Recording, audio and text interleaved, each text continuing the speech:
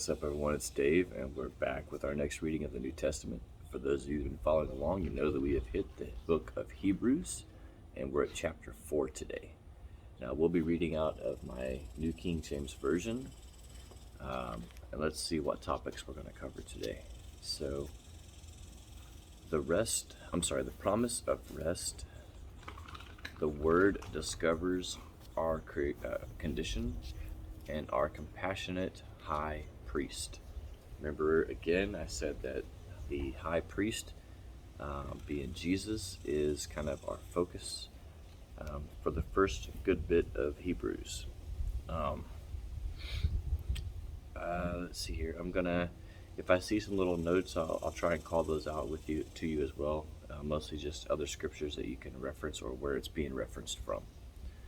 So, remember, if you don't have a Bible, you can go to Bible.com or download the YouVersion app for any Android or iOS device, and you can read for free. So, one thing, I don't like doing this in these videos, but if you haven't and you'd like to, I would love for your support. So if you hit the subscribe button, maybe give us a thumbs up, comment down below. It helps the algorithm for YouTube to get these videos out for more people to see them. So you don't have to, but if you've just been one of the people just silently in the shadows listening to us, and you think that you'd like to give us some support, we would love it. So thank you very much. If not, please stay. No pressure whatsoever. All right. Okay, let's go ahead and get started today. Oh, it's only it's also very short, 16 verses, so it should be a quick reading. Therefore, since a promise remains of entering his rest, let us fear lest any of you seem to have come short of it.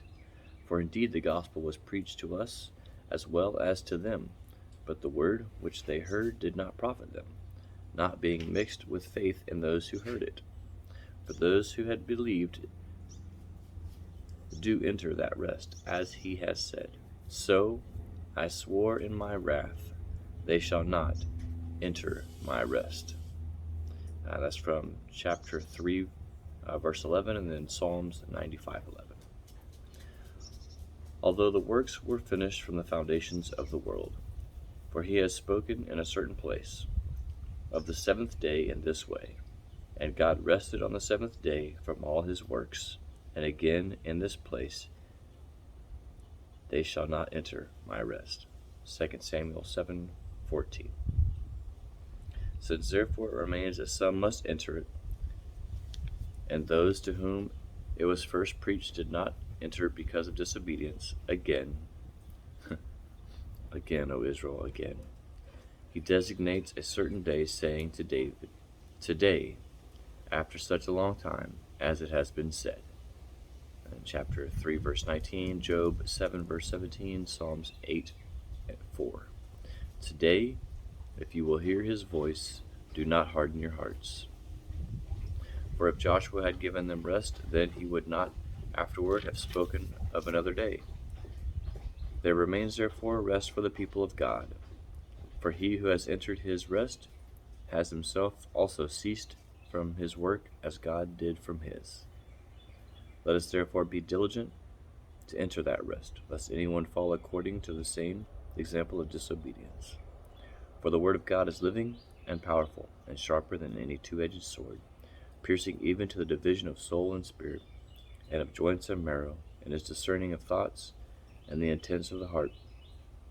And there is no creature hidden from his sight, but all things are naked and open to the eyes of him whom we must give account. Isaiah 49:2.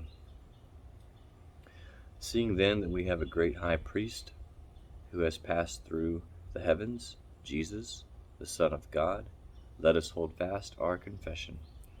For if we do not have a high priest who cannot sympathize with our weakness, but was in all points tempted as we are, yet without sin, let us therefore come boldly to the throne of grace, that we may obtain mercy and find grace to help in the time of need.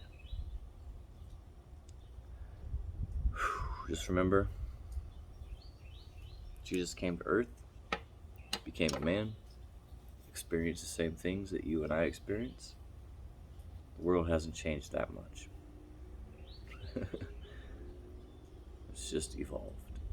So, and he was able to do it. Now, he was the Son of God, but he came as man. So understand that whatever temptation is out there for you, God has a plan, and he has an escape route. I want to thank you all for your prayers that I asked for in my last video. I feel pretty much at peace with the decision that I've made about something. Not something that I want to do, but I feel I've morally made the right choice. So I ask that you continue to hold me up in your prayers. It's not easy in the life that I choose to live as a Christian in the military, but God has a way, right? Thanks so much from the bottom of my heart. Hope you all have a great day. God bless. When life keeps falling and wonder where he is in all this mess, he's right there to guide you. Unseen, you're not alone.